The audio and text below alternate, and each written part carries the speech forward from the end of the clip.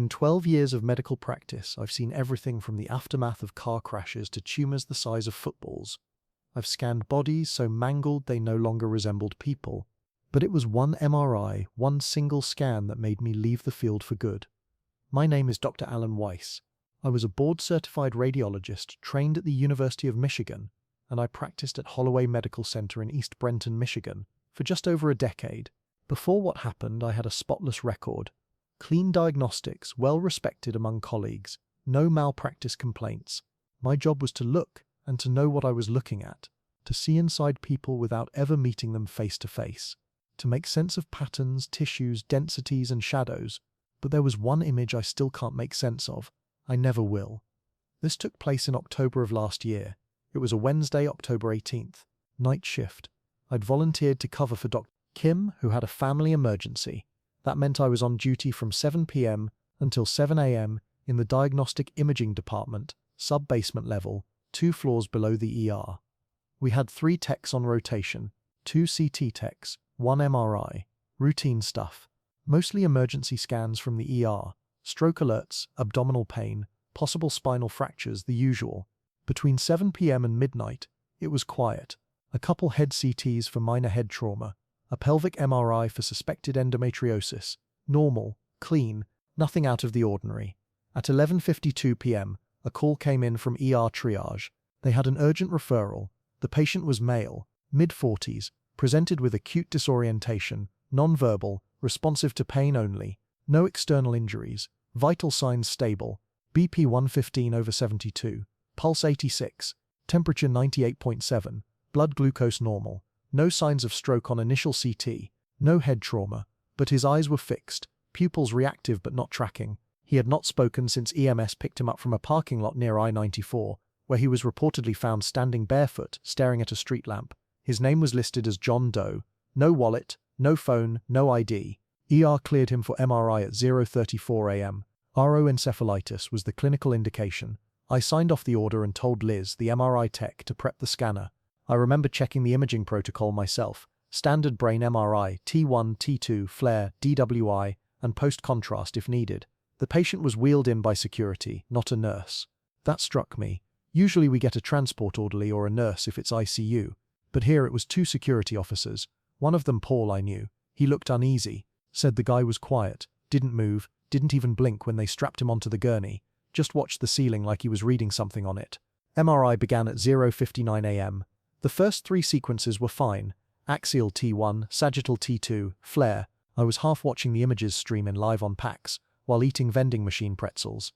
At 1:07 a.m., the diffusion-weighted images came in, and I remember very specifically feeling a chill. I actually stood up from my chair, because what I was seeing didn't make sense. The ventricles were normal, brain parenchyma, mostly unremarkable, no evidence of stroke, no edema. But in the midbrain, the corpus callosum specifically, there was a structure, not a lesion, not a tumor, not a bleed, a structure, symmetrical, smooth, too smooth. It looked artificial, geometrically precise. I scrolled through the axial slices again.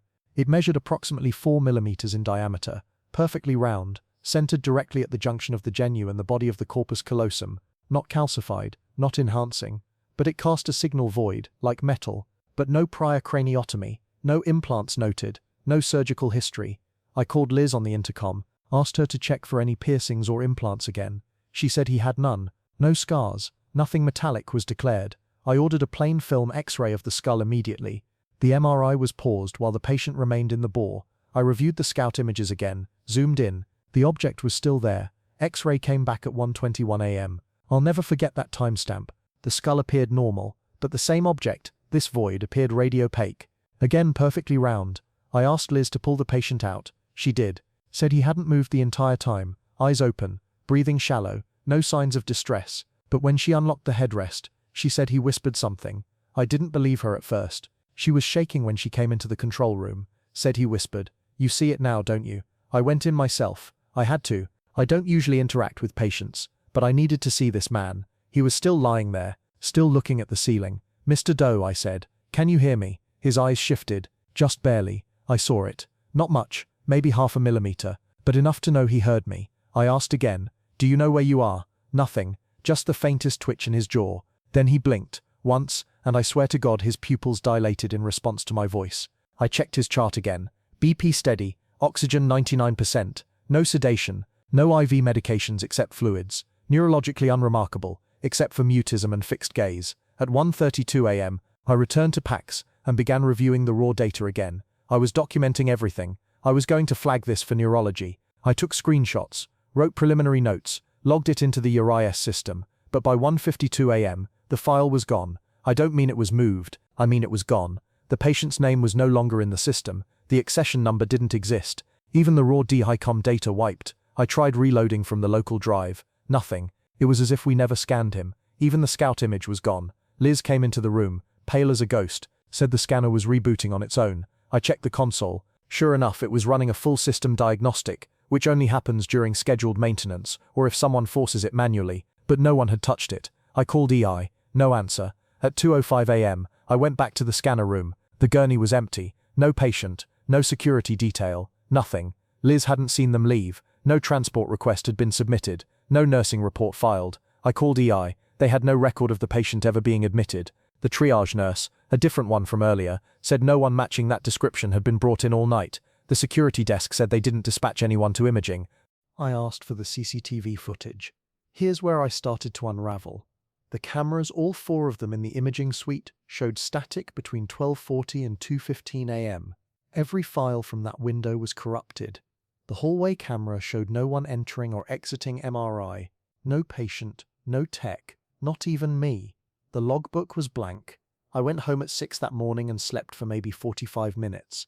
When I woke up, I checked my phone. The screenshots I'd saved from the scan, gone. The notes I wrote into RIS, deleted. Even my badge access logs for the imaging suite showed nothing between midnight and 3 a.m. I reported it. Of course I did. The hospital's risk management reviewed it, said it was a system glitch, called it a data corruption event. They wrote it off, but I didn't. I couldn't, because I saw it. I remember that perfect sphere, dark and dense and cold.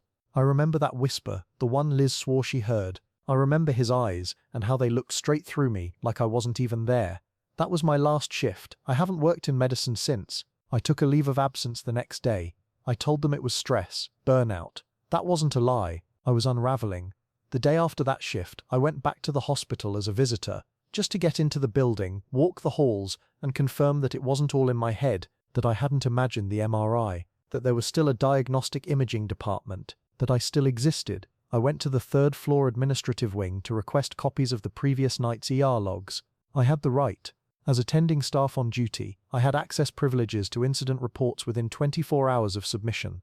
What I found was worse than nothing. There was no record of any unnamed male admitted between midnight and 2 a.m., no John Doe, no EMS report, no consent form, no vitals, no triage timestamps. The room where I saw him rolled in, exam room 9, was listed as unoccupied during that entire shift. I requested badge access logs. My ID had no scans recorded between 11:45 p.m. and 2:07 a.m., despite me entering and exiting the MRI suite at least 4 times. The logs just skipped. Security said that sometimes readers don't register, that it happens during power fluctuations, except there was no power outage. I checked with facilities, no maintenance, no voltage irregularities. Every floor had stable electrical logs that night, except ours. When I asked to see the PACS access log, the one that should show when images were opened or modified, I hit a wall. It said they couldn't retrieve session data because of a corruption in the RIS PACS handshake. That doesn't happen. I've been in this field long enough to know what errors look like and what cover-ups feel like. I started asking questions.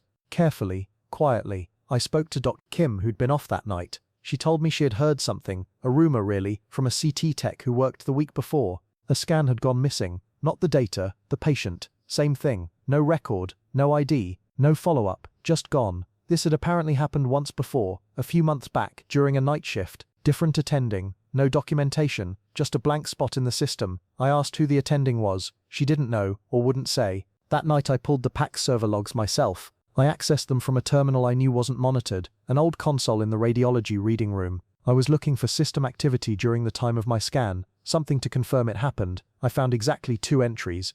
Both were marked as anomalous data thread, rejected. No accession number, no UID, just timestamps, 1:07 and 1:31 a.m. That's when I realized the system hadn't just deleted the scan, it had refused to archive it. That requires administrator-level override. There are only 3 people in the hospital with that clearance: the chief of radiology, the IT director, and the hospital administrator. I wasn't one of them. The MRI scanner stores its own internal logs, separate from PACS. These are raw and hard to access, but I knew how to get them. I pulled the onboard diagnostic files from the scanner unit 2 days later, during another night shift under the pretense of doing a routine QA check. The logs confirmed everything. At 0:59 a.m. the bore was activated. At 1:06 a scan was initiated. Axial flare, 22 slices. At 1:13 a user paused the session. At 1:21 the machine attempted to write to local storage and failed. Write error, undefined object structure. I'd never seen that error before. I asked Liz about it, casually, pretending I was doing follow-up for QA. She looked uncomfortable, said she didn't remember that night clearly,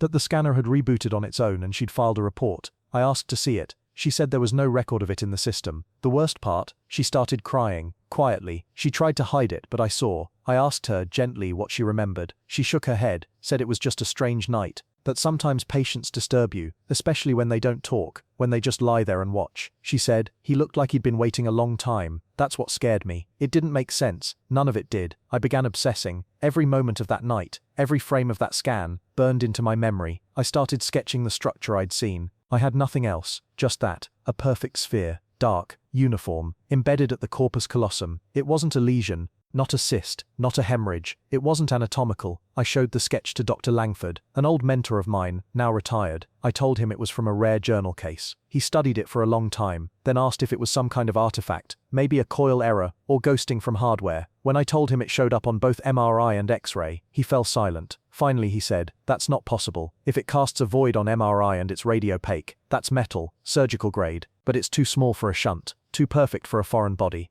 Then he asked if the patient had any trauma. I told him no. No wounds, no surgery, no entry point. He frowned. Then how did it get in there? That's what broke me, because I didn't have an answer. At some point the hospital stopped returning my emails. My badge access was restricted. They told me I was under review for accessing protected data without clearance. I was suspended pending investigation. HR called it a security concern, but I knew the truth. They were shutting it down. I filed a formal report with the Michigan Board of Medicine. Never heard back. I sent a letter to the FDA's Medical Device Division, suspecting scanner malfunction. No response. Even the manufacturer of the MRI unit, Siemens, never acknowledged my inquiry. That night I returned to the hospital. I shouldn't have. I knew it. But I had to see if the patient had returned. I had to know if I imagined it. I waited in my car across from the ER from 11 p.m. At 2:46 a.m. I saw him, walking, alone, across the far side of the ER parking lot. Same clothes, same blank face, and when he passed beneath the sodium lights I swear his head tilted, not at the hospital, not at the road, but at me, directly at me. He turned his head, just slightly, not like he'd noticed movement, but like he knew, like he had been looking for me. I didn't get out of the car, I couldn't. I sat perfectly still, watching him through the windshield, heart pounding so hard I thought I was going to pass out. He kept walking, not toward the hospital, not away from it, just across, as if the place itself meant nothing to him. At 2:48 a.m. he reached the far end of the lot. No camera coverage on that side. That's where the auxiliary power building is, a squat concrete structure used to house backup generators and some of the facility's legacy wiring. He didn't slow down. He walked straight to it and stopped behind it, out of view. I waited for 10 minutes. Then I started the car. I shouldn't have gone after him, but I did. When I reached the other side of the parking lot, he was gone. The door to the auxiliary building was locked. It always is. Only engineering has the keys. I circled it 3 times. Nothing. No footprints, no open doors, no broken lock. I filed a facilities access request the next morning, pretending to be following up on a report of unusual vibrations from the imaging floor. They granted me a one-time walkthrough with a site technician named Josh. We entered the building at 10:23 a.m. The air inside was dry, warmer than outside. Fluorescent lights buzzed overhead. The whole place smelled like dust and ozone. It was mostly rows of breakers and transformer panels, along with locked metal cabinets marked high voltage. I didn't expect to find anything. I was wrong. In the northwest corner, near the oldest wiring conduit, I found something embedded in the wall, a mark. At first I thought it was dirt, a dark smear, but when I looked closer, I saw it was etched, faint but deliberate. It was a circle, roughly 4 centimeters across, perfectly symmetrical, not scratched in by hand, burned. Josh asked if I was okay. I told him I was fine. We left 15 minutes later. I went straight home and took a photograph of the sketch I'd made of the object from the scan. The circle in the wall was the same, not similar, identical. I started writing everything down, documenting, reconstructing the sequence of events, dates, times, temperatures, vitals. Not for any board, not for litigation, for myself. I was trying to find logic in a pattern that didn't fit medicine. That's when the dreams started. The first one came 3 days later. In the dream, I was back in the MRI control room. The scanner was humming, running a sequence. I was watching the screen, but there were no images, just static. Then the intercom crackled, and I heard it. A voice, not Liz, not the patient, a man, calm, precise, saying my name. He said, "You're looking the wrong way." I woke up with blood in my mouth from biting my tongue. The dreams continued. Always the same setting, always the same voice. Sometimes the phrase changed. Once he said, "The image is a key." Another time, "There is no memory, only recognition." By the end of the week, I'd stopped sleeping more than 2 hours a night. I moved out of my apartment and rented a motel room in another city. I stopped using credit cards. I changed my number. I shut down my email. I started getting calls from unknown numbers anyway. Always at night. Never a message.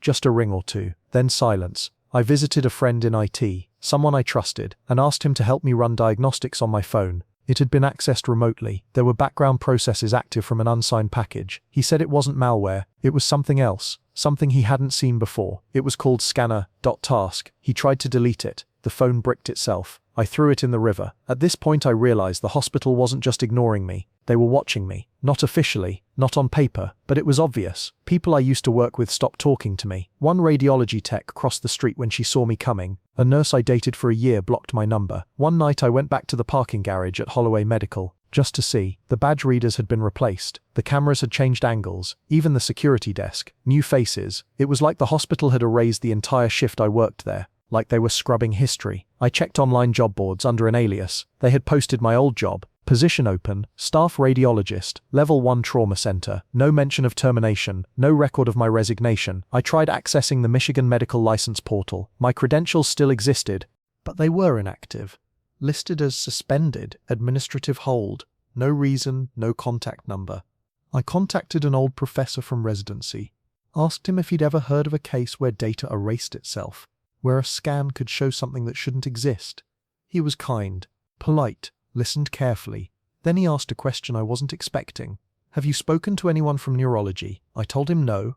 He said he remembered hearing about something years ago, a black box case, one of those hospital ghost stories that residents tell each other on call nights, about a scan that showed something in the brain that didn't belong, a structure, circular, too perfect. And then the patient disappeared. I asked where it happened. He said, Holloway. He couldn't remember the year, said it was before his time. But he remembered hearing that the attending neurologist took leave after that case and never returned, moved to the Pacific Northwest, became a carpenter. I asked for a name. He said, "I think it was Dr. Carter, maybe James or John." I looked it up, took hours, found an old licensing record. James L. Carter, MD, board certified in neurology. Last listed employment, Holloway Medical, 1998. License status, voluntary surrender, 2001. Current residence, unknown. The only record I could find was a single journal article published in Neuroimaging Quarterly in 1997. The title, Observation of Non-Physiological Cerebral Structures in High-Field MR, Atypical Findings in 2 Cases. The paper was withdrawn a month later. Reason, failure to validate data integrity. I found a scanned copy in an archive mirror. The images were low resolution, grainy, but one of them, one axial slice, the structure was there, dead center, round, sharp-edged, perfect. I printed the article, every page. I kept it in a locked drawer in the room I was renting off Interstate 17. I stopped going outside during the day. I stopped checking the news. I started sleeping in shifts, 2 hours then awake. Repeat. I didn't trust silence anymore. It felt like something waited in it. The article had no patient names, just references. Case 1 and Case 2, both male, one in his 30s, one late 40s. Both presented with non-specific neurological symptoms, disorientation, mutism, and what the author described as affective blankness. No trauma, no infection, vitals unremarkable. One patient reportedly had elevated glucose, but not to critical levels. Imaging was performed on a 1.5 Tesla MRI system. Findings, symmetrical, spherical structure centered in the corpus callosum, not enhancing, signal void on all sequences, corresponding radio opacity on X-ray, no calcification, no signs of vascular involvement, surrounding brain tissue normal, no edema, no mass effect, no pressure signs, no history of surgery, injury or implants. Both patients reportedly left the hospital before follow-up could be performed. That's what it said. Left. No documentation. No discharge orders. Just gone. One of the final paragraphs in the article is what stopped me cold. I've memorized it now. In both cases, the attending staff reported unusual disturbances coinciding with the scan events, equipment failure, loss of data integrity, and in one instance, unconfirmed reports of auditory hallucinations reported by support personnel. Due to lack of institutional support and the voluntary nature of case documentation, the author acknowledges the absence of repeatable scientific basis. However, the author posits the potential existence of non-biological intracranial anomalies inconsistent with known pathological classifications. That's medical code for, we don't know what we saw. I spent the next 2 days trying to contact anyone who might know where Dr. James Carter had gone. His old university email was defunct. His license was marked inactive. The phone number listed for his last known address rang to a disconnected line. Then, on a whim, I called a number I found buried in an old faculty directory from 2002. It belonged to the publishing editor for Neuroimaging Quarterly at the time Carter's article was submitted. A woman answered. Older voice, measured. When I identified myself and asked about Dr. Carter's withdrawn submission, she went silent. Then she said very quietly, "You found one too, didn't you?" I asked what she meant. She said, "You're not the first, you won't be the last,